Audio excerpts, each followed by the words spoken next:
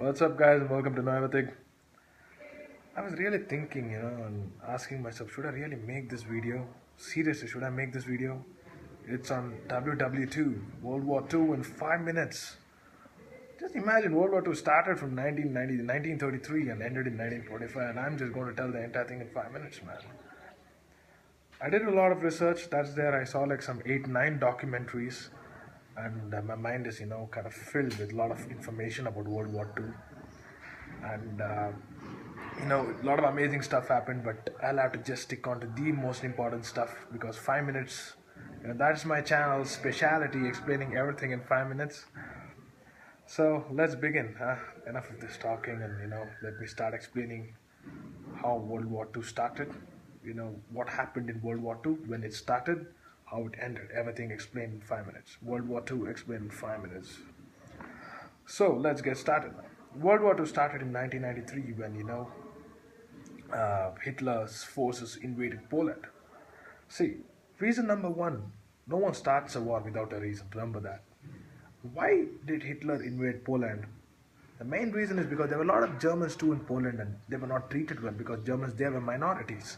They weren't treated well, and some of them were killed. This pissed Hitler a lot because he was, like, I love the Third Reich, which is Germany. He gave a lot of warning to the Polish forces and the Polish government, but they did not. He also warned the Polish military that don't do stuff like this, but it didn't turn out, well, and he had to invade Poland because of that. And remember, those days in 1933, Germany had the best soldiers in the world, the best army, the best air force, the best navy. Everything was the best. The technology for military was the best. It was the number one position. So they invaded Poland, and within a week they got Poland. That was the crazy part. Within a week, their forces encircled, Warsaw, and they just took it off. Their air superiority in Poland was epic. The planes bombed every city. It was epic. You should have seen the documentary. Bombardments everywhere. After that, what happened? Seeing this, Europe kind of got pissed, like, what the hell, man, Germany, you already took certain territories, and now, you're taking Poland by force, and immediately they declared war. British declared war on Germany, France declared war on Germany.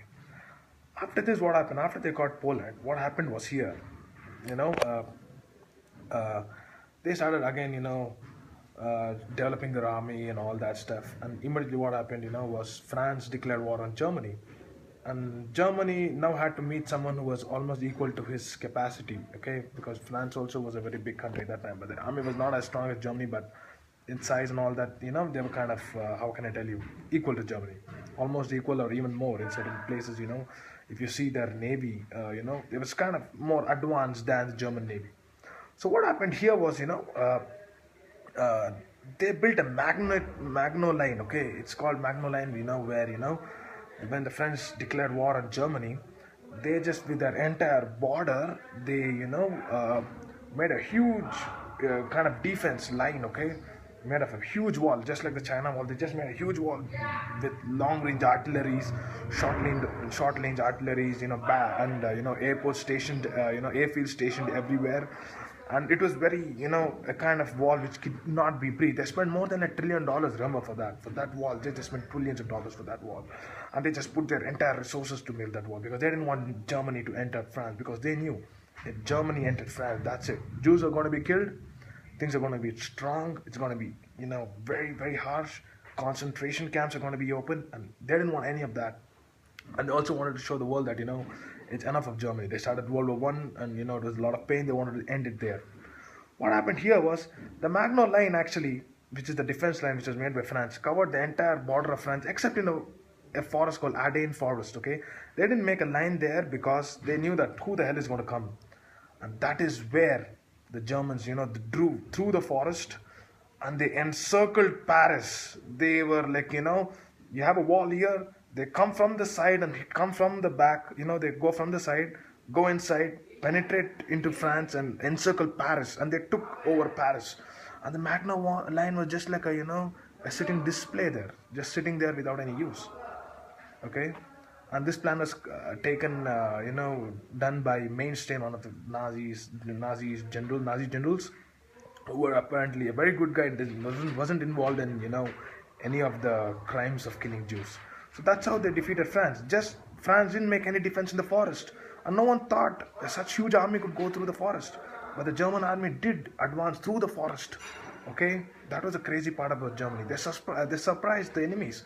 They went through the forest and went through France deep within and encircled Paris, and and from back they came through the. It was like the soldiers in the Magno line are standing right here, and from back Germans coming. That was the power of Germany. They encircled Paris, and the Magno line immediately like we give up. That's it. That's how they took over France. And many low-lying countries, like Belgium and all other countries too, were taken over by Germany. So Germany had the entire Europe now. Now the second thing was, now how the hell are they going to attack Britain? Because Britain was one of the most, how can I tell you?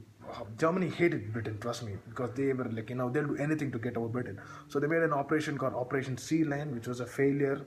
It was a mission where, the Germans tried to make their Luftwaffe, which is their air force, to go and bomb Britain, which apparently Britain knew that they're going to come there, and they were prepared, so they were they made a counterattack, and it was a failure. So then later, what Hitler thought was leave Britain. Britain is in the sea, and I can't take my army there.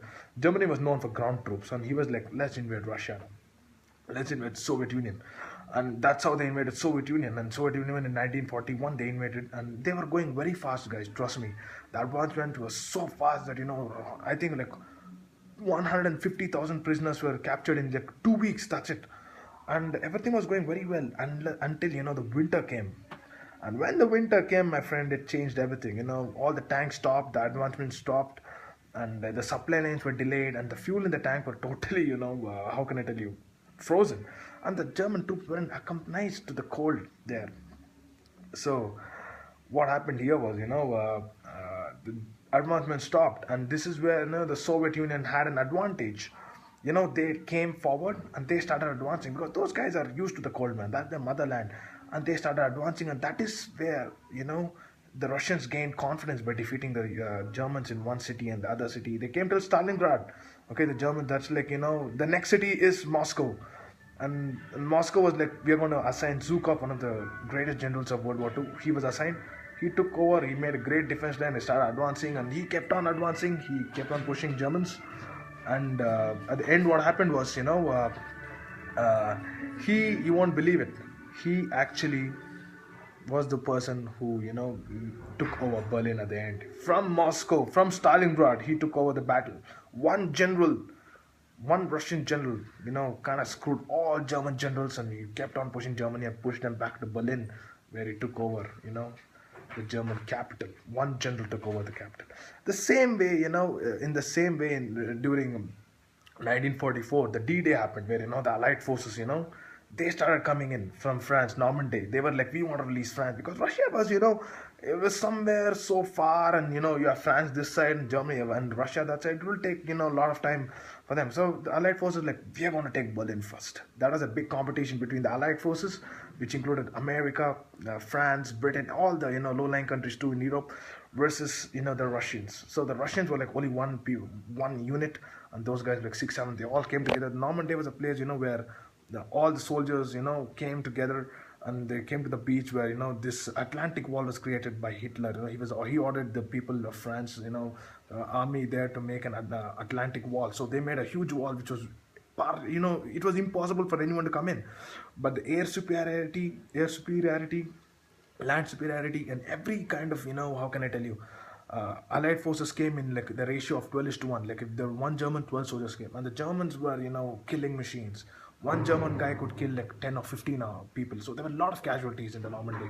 That's the beach where people started coming in, soldiers running in and trying to take over the beach, because the beach was everything. Because if they could take the beach, that's it. More soldiers to come in, they could make an airstrip there. Everything is possible. So at the end, they did take the strip. They did take the beach, Normandy, and they a lot of POWs were captured from the German side. And that's how they started advancing. But the Allied forces were having a lot of casualties. Even the Russians had a lot of casualties. But the Russians were, it's like communist, right? Even Russians were communist, so they were able to deal with that kind of harsh, kind of environment which they dealt in with the Nazi Germany. Whereas the guys from the other side, the democracy, are more like Nancy, okay, not like Nancy, like they were not used to that kind of hardship, and also it was very difficult for them, to advance and all that. So this is my analysis. At the end, Normandy was, the Allied forces almost came. Even they also came till Berlin, but they were not the first one to take over Berlin. It was the Russians, and Stalin, who the dictator of Russia, made it very clear to Zhukov that you are going to take Berlin, and you're not going to allow the Allied forces to do that. And he did that. And Zhukov, the greatest general of World War II, I believe, he took over Berlin beautifully. But a lot of casualties too. Germans are known for fighting. They never gave up till the last breath. That was one good thing on them. They never gave up. That was a crazy attitude. So this is my analysis on World War II, guys. So I'll just give a small briefing how it happened. German attacking Poland. After that, German attacks France. German attacks Britain, a failure. German attacks Russia. Russia attacks Germany. Russia advances, comes till Berlin. During that period, till they come to Berlin, Normandy also happens, where all the troops from America and all them land on the beach, take over, and they also come till Berlin. But it is the Russians who took over Berlin. So that's it, my analysis. Okay, it took 5 minutes more. I think 11 minutes. I think, but not a bad thing. I did it in a very nice way, putting all the important stuff. So that's it, guys. Take care. Okay, love you all. Take care. Stay strong, and World War II now. Love you all.